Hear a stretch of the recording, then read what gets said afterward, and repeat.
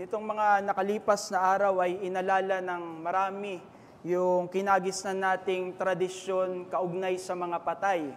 Bagamat mahalaga na iwasan yung mga maling gawain at gayon din iwasan yung mga maling relihiyosong paniniwala sa ganitong kinagisnan na tradisyon, pero isa sa mga pangmalawakan na pinaniniwalaan ng dalubhasa patungkol sa mga malapit na sa kamatayan ay yung katotohanan na yung huling pandama na nawawala ay ang pandinig. Kaya't marami ang mga nagmumungkahi na tuluyan lamang kausapin yung mga mahal nila sa buhay na malapit ng yumao dahil kahit tila hindi na tumutugon ang mga ito, yung mga salita, yung mga boses, maaring maging kaaliwan nila sa kanilang nalalapit na huling hantungan.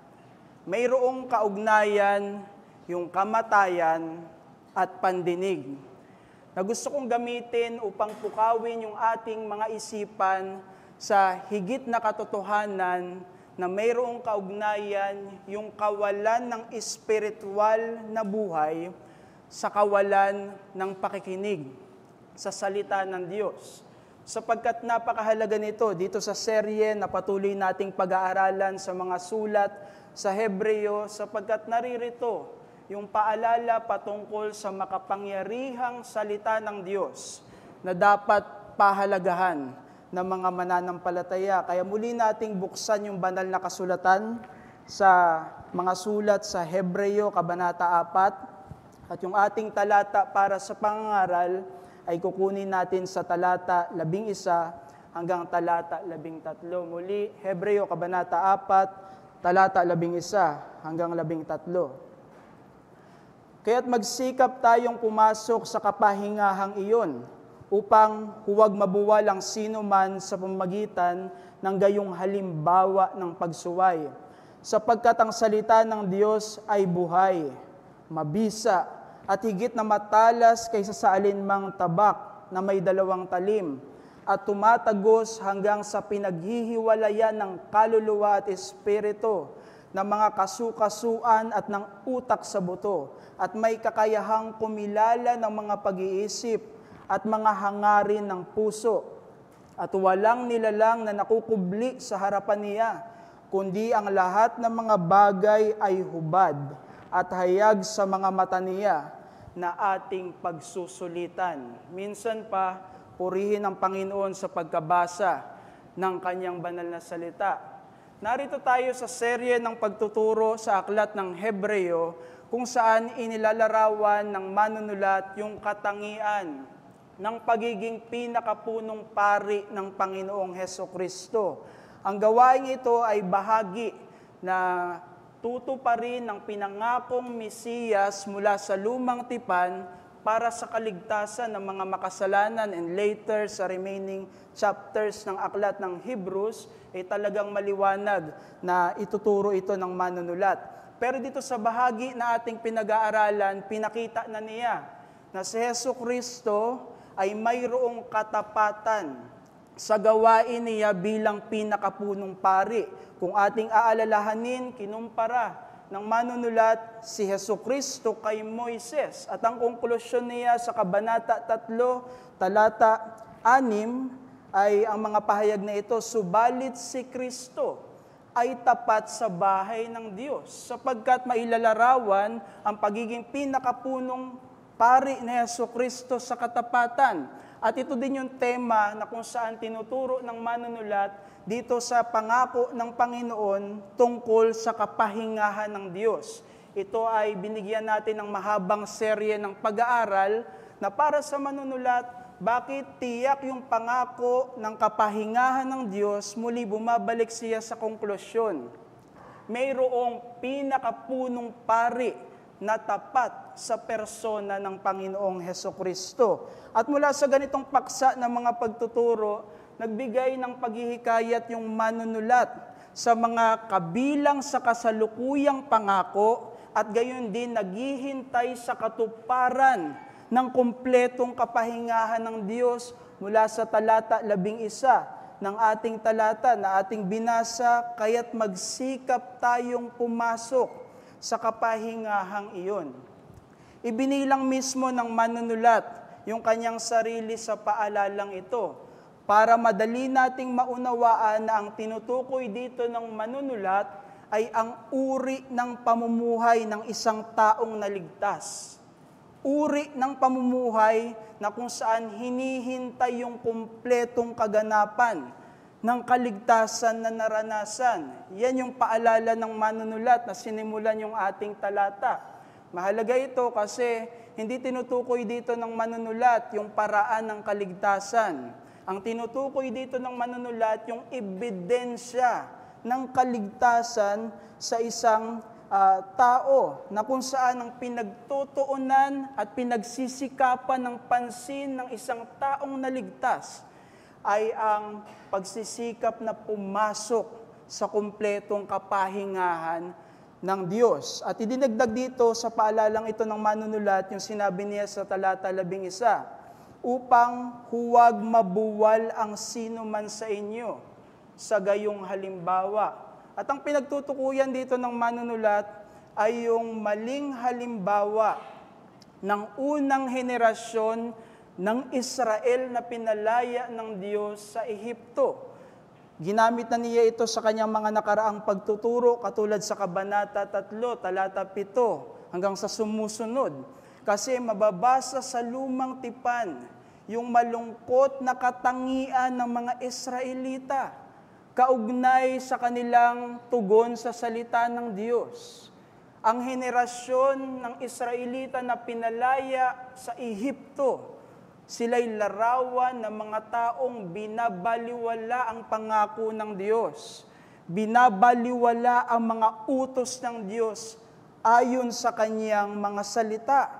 Kaya mula dito, tinuturo sa atin ng manunulat, kung talagang patungo tayo sa kumpletong kapahingahan ng Diyos, tayo ay namumuhay sa kasalukuyan ng laban sa gayong halimbawa ng pagsuway. Sa halip, yung ating mga buhay ay pinagsisikapan na pahalagahan ng mga pangako ng Diyos. Pinapahalagahan ang pagsunod sa mga utos ng Diyos ayon sa kanyang mga salita. Kahit mula sa ganitong konteksto, ibinibigay ko sa inyo yung mensahe. Ang mga Kristiyano ay tinatawag sa uri ng buhay na nagsisikap upang tunay na pahalagahan ang salita ng Diyos. Minsan pa, ang mga Kristiyano ay tinatawag sa uri ng buhay na nagsisikap upang tunay na pahalagahan ang salita ng Diyos. This is not optional sa mga Kristiyano. Kahit gusto kong magsuri ka sa iyong personal na kalagayan, ito ba yung katangian ng iyong buhay pananampalataya? Dahil sa pamagitan ng ganitong katangian, nakakapamuhay yung kasalukuyang bayan ng Diyos sa larawan na sila ay naglalakbay patungo sa kumpletong kapahingahan ng Diyos. Samantala, yung mga tiyak sa walang hanggang parusa ng Diyos, yung larawan ng kanilang buhay, wala silang pagpapahalaga sa salita ng Diyos. Wala silang panahon, wala silang pagsunod sa salita ng Diyos. Gayon yung larawan ng kanilang buhay. Kaya't yung mga makasalanan sa anumang henerasyon, noon, ngayon at sa darating, sila ay mga masuwayin sa salita ng Diyos. Kaya't mag-ingat tayo sa katangian na hindi nagpapahalaga sa salita ng Diyos. Katangian na walang tunay na pagsunod sa Diyos. Kasi kahit sabihin natin kilala natin yung Diyos, kahit sabihin natin tayo ay mga Kristiyano, subalit kung wala tayong pagpapahalaga sa salita ng Diyos, huwag mong akalaing papasok ka sa kapahingahan ng Diyos. Dahil ganun yung eksaktong halimbawa ng bayan ng Israel na masuwayin sa Diyos. Kilala nila si Yahweh. Nangungusap sa kanila si Yahweh. Nagpakita ng maraming makapangyarihang gawa ang Diyos sa kanilang kalagitnaan pero sila'y larawan ng walang pagpapahalaga, walang pagsunod sa salita ng Diyos. Ngunit, ang mga tunay na bilang sa bayan ng Diyos, mga tunay na makakasama sa kumpletong kaganapan ng kaligtasan sa walang hanggan, ang larawan nila sa kasalukuyan, mahal nilang salita ng Diyos. Pinapahalagahan nilang salita ng Diyos. Sinusunod ang mga ito.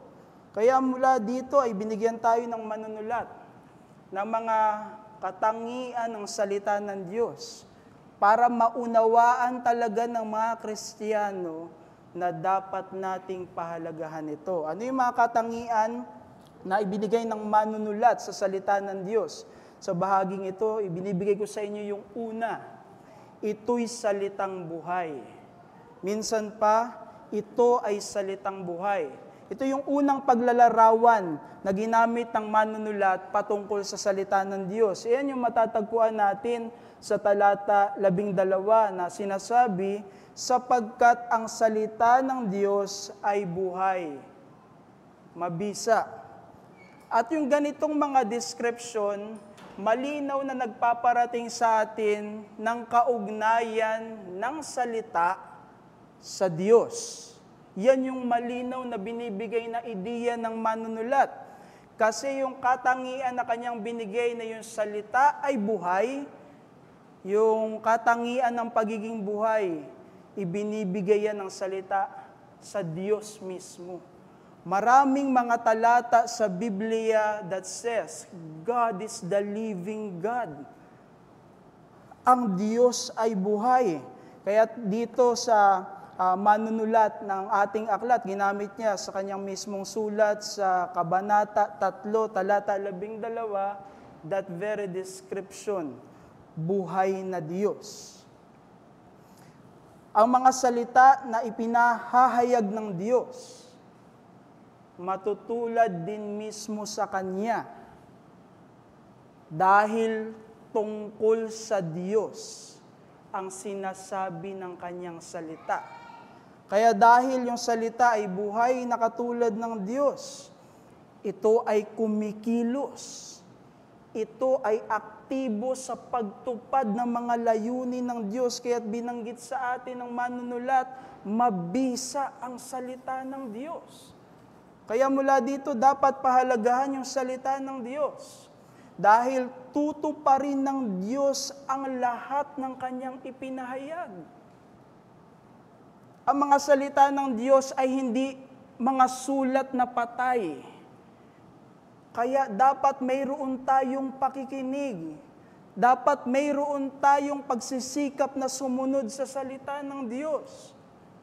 Sa pamagitan ng salita, tinupad ng Diyos yung Kanyang layunin sa paglikha. Alam natin yung maraming mga talata sa Lumang Tipan. At mismo yung tema na yun, ginamit mismo ng manunulat ng Hebreo na sinabi sa Kabanata 11:3, yung salita ng Diyos, dahilan ng Kanyang paglikha sa sanlibutan. We know that by faith, that God created the world by the power of His Word. Mula sa bisa ng salita ng Diyos, tinutupad nito yung mga layunin ng Diyos na ingatan yung buong sangnilikha sa itinakda niyang wakas. Kaya't minsan sinabi ng manunulat sa Kabanata 1, talata 3, inaalalayan ng Diyos yung lahat ng bagay sa pamamagitan ng makapangyarihan niyang salita. Mabisa yung salita ng Diyos. Kaya tinutupad nito yung layunin ng Panginoon kahit sa pagliligtas na nararanasan kahit sa ating henerasyon. Kaya huwag nating pagdudahan yung bisa ng salita ng Diyos sa mga panghinaharap na pangako nito dahil tutuparin ng Diyos ang kumpleto nating kaligtasan na darating. Ang lahat ng ito ay dahil sa lubusang kaugnayan ng Diyos at ng Kanyang salita na mismo ang Diyos ay kumikilos para sa katuparan nito. Kaya sinabi sa Isaiah 55:11, ang aking salita hindi babalik sa akin ng walang kabuluhan. Gaganapin ito yung lahat kong layunin. At ito ay magtatagumpay. Alam niyo po, sa larangan ng komunikasyon, hindi lamang yung verbal na kapahayagan, yung may kaugnayan sa tagapagsalita. Kahit yung mga isinulat na mga salita, meron itong direktang kaugnayan sa nagpahayag nito. Those words that written sa mga newspapers, those words na written sa mga articles, direkta yung kapahayag, yung kaugnayan yan sa nagpahayag nito. If sa larangan ng communication, makikita natin yung direktang kaugnayan ng nagsalita sa isinulat na kapahayagan, huwag nating pagdudahan yung tiyak na kaugnayan ng Diyos sa Biblia bilang Kanyang nakasulat na mga salita. Kaya tiyakin mo ang lubusang pagpapasakop ng buo mong buhay sa banal na kasulatan. Kung ang Diyos ay inilalarawan na buhay, kung ang salita ay inilalarawan na buhay, huwag nating kaligtaan na ang buhay ng mga tunay na may kaugnayan sa Diyos ay dapat aktibo sa aplikasyon ng Kanyang mga salita. Hindi natin maaaring sabihin, ang mahal ko lamang ay ang Diyos at baliwala sa atin yung Kanyang salita. Hindi natin maihihiwalay yung Diyos sa Kanyang mga salita. Anuman ang tugon natin sa salita ng Diyos, ay tugon na ginagawa natin mismo sa persona ng Diyos. Kaya't may pagpapasakop dapat yung buo nating mga buhay sa Kanyang salita. At idagdag ko pa dito, mayroong mismong Diyos na magbibigay ng katuparan sa lahat ng Kanyang ipinahayag. Kahit yung buhay founded sa salita ng Diyos, ang tunay na may kaaliwan in this life. Ang salita ng Diyos ang may tunay na realidad sa sanlibutan. Tiyak ito dahil tutuparin ng Diyos ang lahat ng Kanyang mga sinabi. Kaya it is a comforting thing na ang buhay ng isang tao ay mailalarawan sa katotohanan ng salita ng Diyos. Sana gayon ka, kapatid. Sapagkat ito yung dapat nating pagsikapan bilang nagpapahalaga sa salita ng Diyos. Isa sa mga malungkot na bahagi ng kasaysayan ay ang panahon na sinantabi ng Romano Katoliko yung lubusang otoridad ng salita ng Diyos sa pananampalataya at buhay ng mga Kristiyano. To be fair, they're not rejecting the Word of God.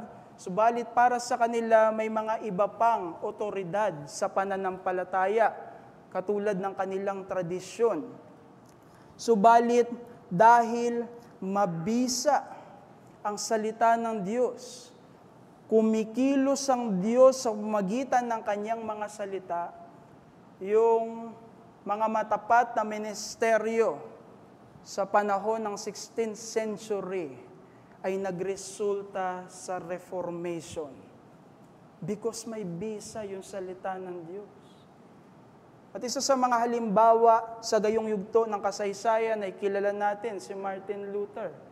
At marami siyang testimonya sa kapangyarihan ng salita ng Diyos na tumutupad sa kalooban ng Panginoon at mabisa. Hayaan yung basahin ko yung ilan sa kanyang mga sinabi. Martin Luther says, Nangaral lamang ako, nagturo, at isinulat ang salita ng Diyos. Ang salita ang lubos na nagpahina sa Santo Papa, na hindi pa kailanman nagkaroon ng isang prinsipe o emperador na nakapagdulot ng gayong pinsala rito. Wala sa aking ang kakayahan. Ang salita ang gumawa ng lahat. Ayun yung sinabi ng reformer na si Martin Luther. Dahil tunay na kumikilos ang Diyos sa pamamagitan ng kanyang salita. Kaya dapat na maunawaan, ito ay salitang buhay. Yan yung unang paglalarawan na matatagpuan natin sa ating talata. Yung ikalawa, ito ay salitang epektibo.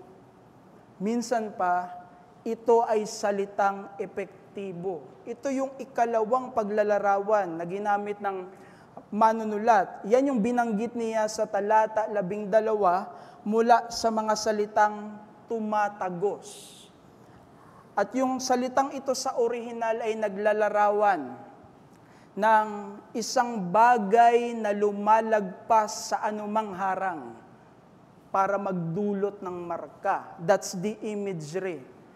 At kinuha ito ng manunulat mula sa pamilyar na sandata sa kanilang panahon, na kapag ginamit sa kalaban, tumatagos sa katawan. Yan yung binanggit niya sa talata 12 na higit na matalas kaysa alinmang tabak na may 2 talim. Doon niya kinuha yung ikalawang paglalarawan sa salita ng Diyos. At patuloy niya itong pinaliwanag. At yan ay sa pamamagitan ng paggamit ng mga termino na tumutukoy sa iisang mga bagay, pero binigyan niya ng 2 salita. Iisang bagay lamang yung tinutukoy ng kaluluwa at espiritu. Hindi mo rin maipaghihiwala yung kasukasuan at utak sa buto. Gayon din, iisang bagay lamang yung tinutukoy ng pag-iisip at mga hangarin ng puso.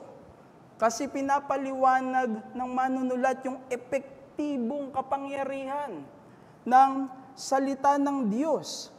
At ginamit niya yung mga imposibleng paghihiwalay ng iisang bagay.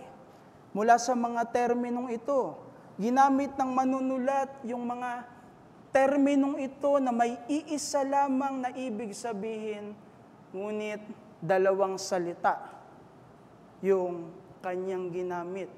That's the idea na nais i-convey ng manunulat.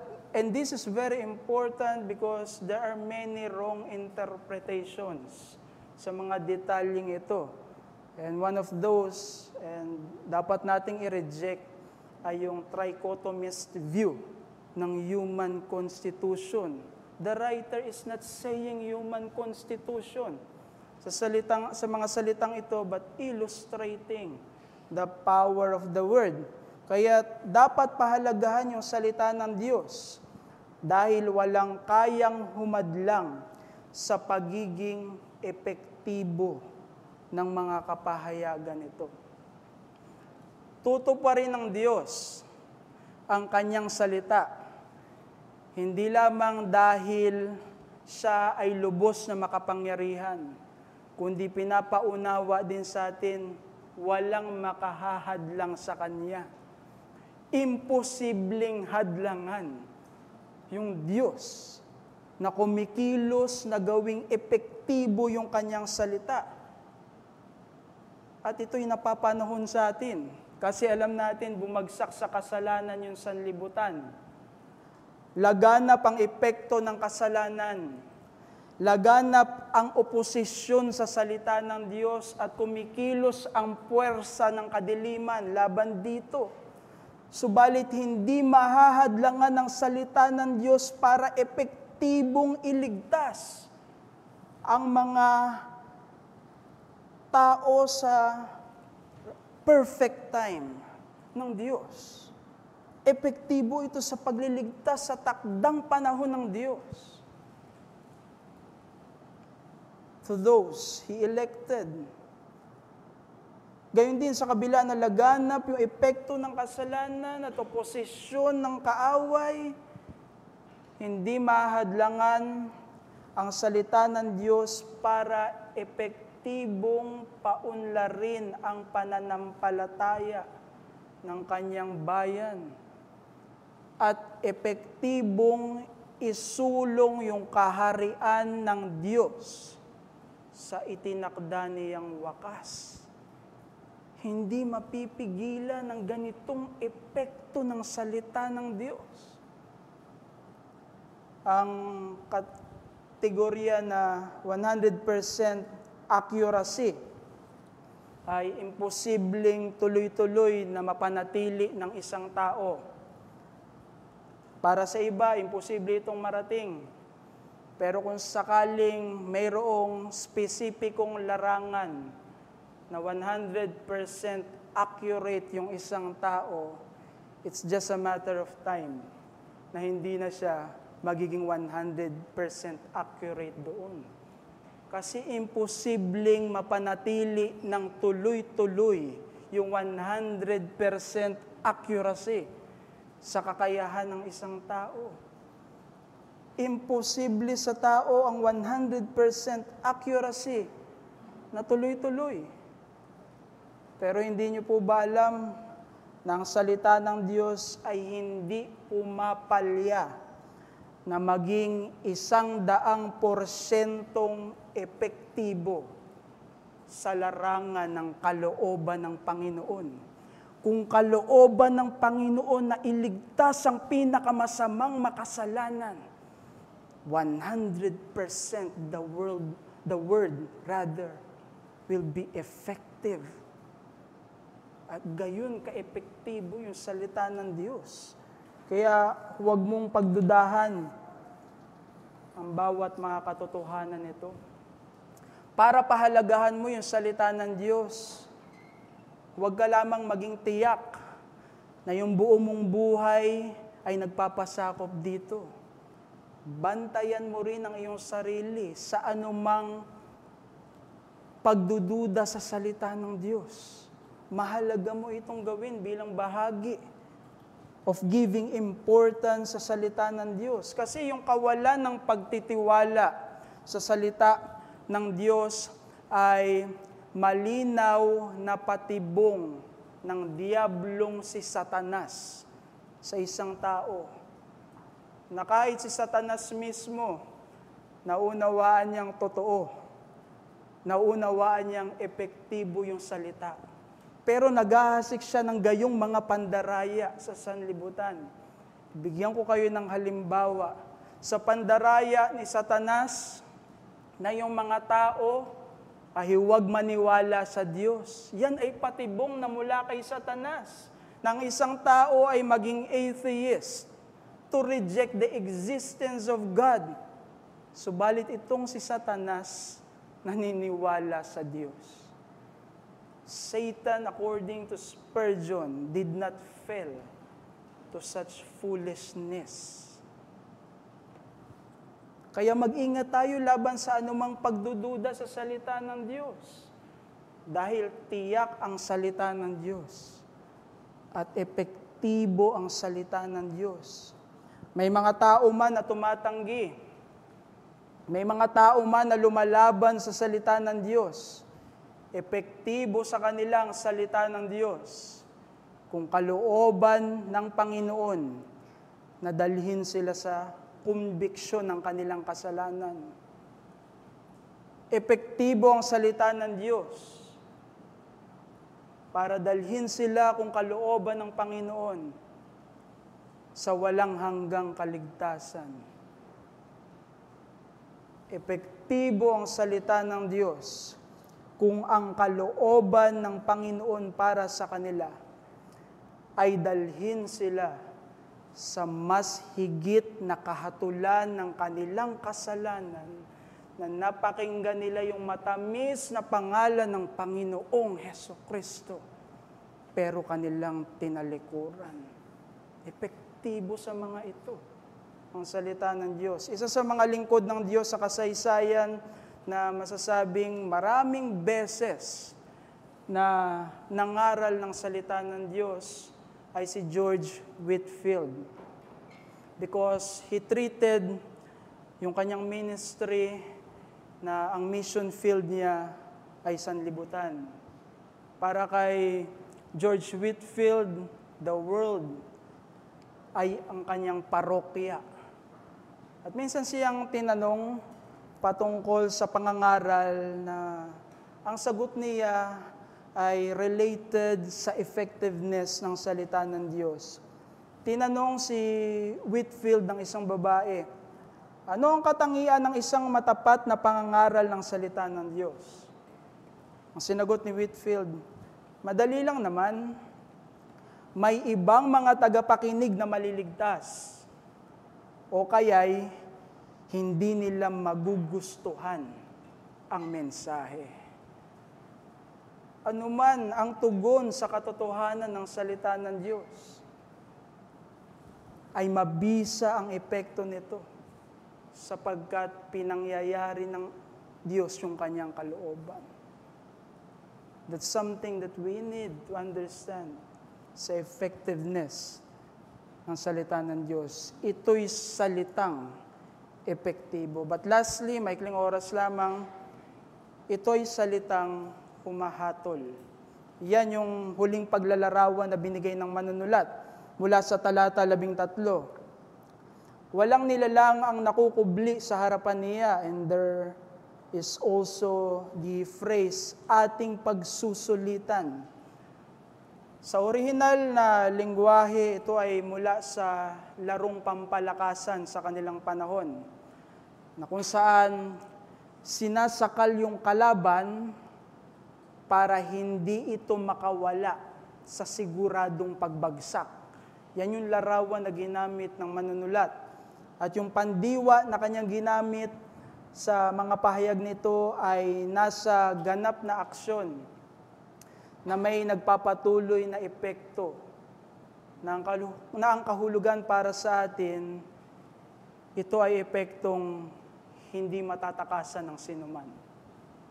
At mula sa description ito, for us to have the attitude ng pagbibigay ng importance sa salita ng Diyos, dapat napahalagahan ang salita ng Diyos. Dahil ang mga kapahayagan nito ay nagre-resulta sa hindi matatakasan na pananagutan sa hukuman ng Diyos.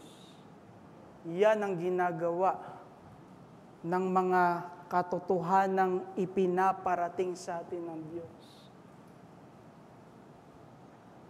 Tayo ay dinadala nito sa siguradong pagharap sa Panginoon na ipagsusulit natin yung lahat nating tugon. Ang kaugnayan ng banal na kasulatan sa Diyos ay dapat magpaunawa din sa atin ng hindi nakikitang realidad na kapag ka pinapahayag yung salita ng Diyos, ang Diyos mismo ang sumusuri sa puso ng mga tao. Walang matatago sa Diyos. Lahat ay lantad sa Kanyang paningin. At ipagsusulit natin lahat ng panlabas na pagtugon at panloob na pag-uugali na ating ginawa sa katotohanan ng pinaparating niya sa atin. Kaya yung tamang tugon sa salita ng Diyos hindi optional. Ikaw at ako, gayon din lahat ng mga tao, may pangangailangan tayo na tumugon ng tama sa salita ng Diyos. Sa sistema ng hustisya, ang isang inaresto dahil sa paratang sa paglabag sa batas ay tiyak na sasailalim sa proseso ng paglilitis sa husgado. Ito ay para depensa niya ang kanyang pagiging inosente o kaya naman para siya ay madiin lalo sa krimen na kanyang ginawa.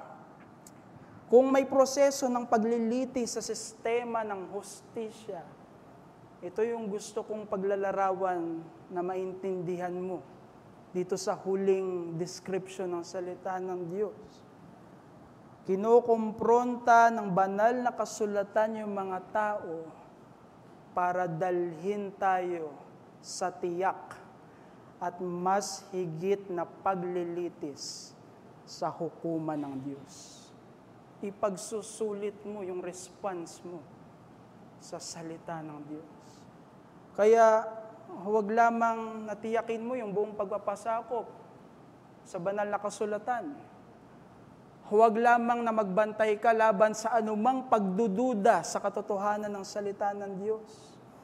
Iwaksi mo rin yung anumang pag-uugali at mga gawain na lumalaban sa katotohanan ng salita ng Diyos. Anumang tinatanggihan mo sa salita ng Diyos na iyong nalaman privately or publicly, iwaksin natin yung attitudes at actions na lumalaban sa salita ng Diyos. Ang kaugnayan ng Diyos at ng Kanyang salita ay dapat magpaunawa sa atin ng realidad. Siya mismo yung nagsasalita sa atin. Siya mismo yung nangungusap sa atin. Kaya palagian nating taglayin yung puso na natuturuan. Palagian nating taglayin yung kahandaan. Panginoon, susunod ako sa iyong mga salita. Dahil bagamat may tungkulin tayong tanggihan yung mga maling pagtuturo, mayroon tayong tungkulin na bantayan yung ating mga tinatanggap na mga pagtuturo kung ayon talaga sa salita ng Diyos. Huwag mong baliwalain yung tamang pakikinig. Huwag mong isang tabi yung aplikasyon ng salita ng Diyos because may mga nakita ako even in my own ministry na yung payat din nila, though their life is rejecting the application ng salita ng Diyos, pinapakita nilang payo sila sa kabanalan at masipag sila sa ministeryo kasi tinatanggihan nila yung mga false teachers. Nilalabanan nila ito. At gayon din, sinusuri nila yung kanilang mga napapakinggan. Those are right things. Dapat mo yang gawin. Pero gusto kong magbigay ka ng higit na atensyon kung paano ka makinig ng salita ng Diyos. Higit na atensyon na bigyan mo ng aplikasyon ang salita ng Diyos. Ito'y mahalaga para yung mga salita ng Diyos na ating napapakinggan ay hindi natin ipagsulit sa hukuman ng Diyos. Sa halip, ang ating mga buhay ay maging patikim ng kaluwalhatiang darating kasi tayo ay hindi lamang tagapakinig, kundi sumusunod sa salita ng Diyos. Napakahalaga ng paalalang ito. Kasi kahit hindi mo gusto yung tagapagturo, hindi yan dahilan para tanggihan at hindi mo sundin ang makapangyarihang salita ng Diyos. Ito'y mahalagang paalala kasi kahit masaktan ang iyong damdamin, hindi yan dahilan para iyong tanggihan at hindi bigyan ng aplikasyon ang pagtuturo ng salita na iyong napapakinggan. Napakahalaga ng salita ng Diyos sa ating mga buhay dahil ito ay isa sa mga kaparaanan para magkaroon tayo ng sariwang karanasan sa presensya ng Diyos even in this life. There are Christians, maliit na bagay lamang sa kanila yung presensya ng Diyos. And they're displaying that sa practice, wala sila sa worship. And may mga Kristiyano, kontento na lamang na i-quote yung experiences ng iba about the presence of God because strangers sila sa fresh presence ng Panginoon. Ganun ka iniingatan ng tamang pagpapahalaga at pamumuhay ng salita ng Diyos na sa kabila ng laganap na epekto ng kasalanan, there is that encouragement in the Christian life. Because you experience the glorious presence of our God at paraan doon, paraan para rito, ang salita ng Diyos. Alam niyo po, ang 12 disipulo, naranasan nila yung dakilang pribilehiyo na mapakinggan nila yung pagtuturo ng pinakamagaling na mangangaral na lumakad sa ibabaw ng lupa, ang Panginoong Hesukristo. Pero nakalulungkot, hindi lahat sa kanila ay sumampalataya kasi kilala natin si Judas Iscariote.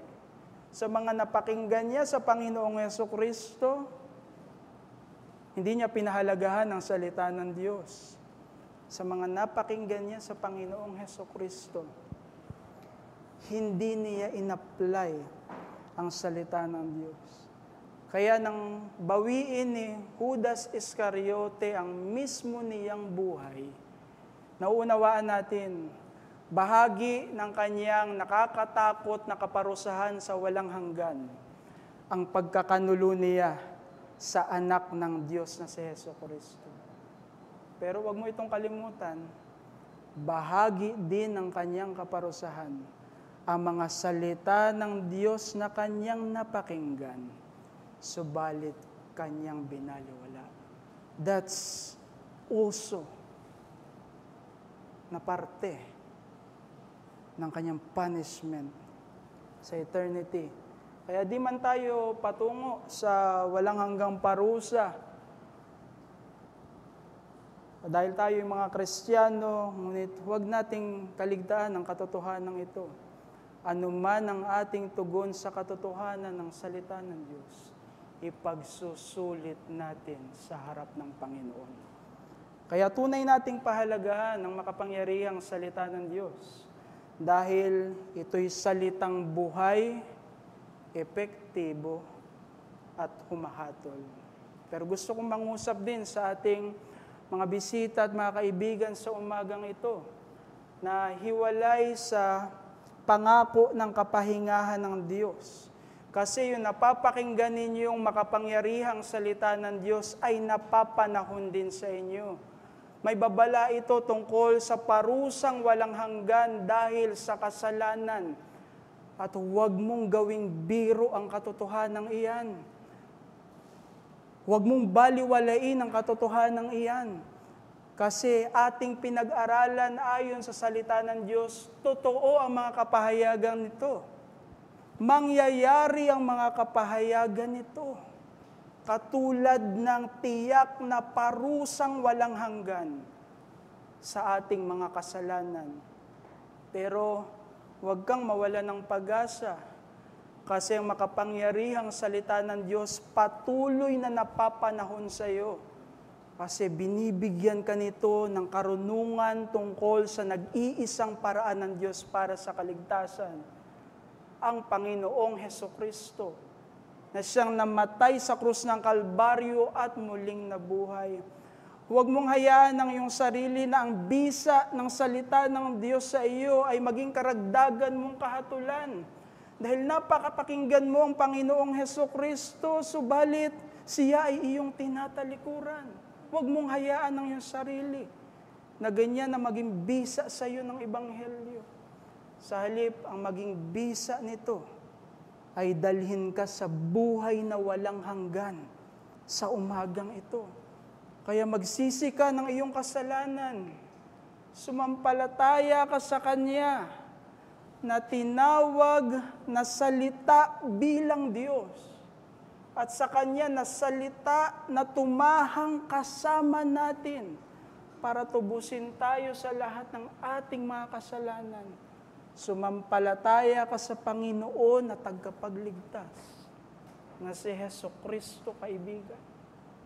Tayo manalangin sa Panginoon. Aming dakila at banal na Diyos, Panginoon, nagpapasalamat po kami sa paalala ng iyong mga salita sapagkat Madalas ang aming mga sarili, malamig ang aming mga puso, mabagal ang aming pag-unawa sa mga katotohanan ng iyong mga salita. Kaya't kami nagpapakumbaba, patawarin mo kami, Panginoon, sa mga bagay na ito. At maraming salamat sa paalala ng iyong salita na talagang ito ay makapangyarihan upang aming pahalagahan ito at sundin sa aming mga buhay.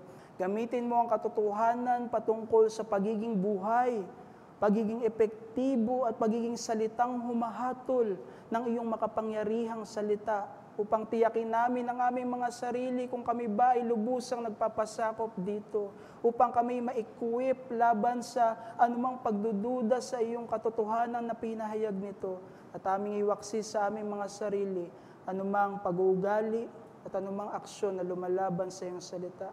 Dalangin po namin, Panginoon, mabisa ka rin kumilos sa umagang ito upang dalhin mo sa kaligtasan ang mga nakapakinig tungkol kay Hesukristo at gawin mo lamang ang mga bagay na ito ayon sa iyong perpektong kalooban. That's why we commit to you all these applications. In Jesus' name. Amen. Okay.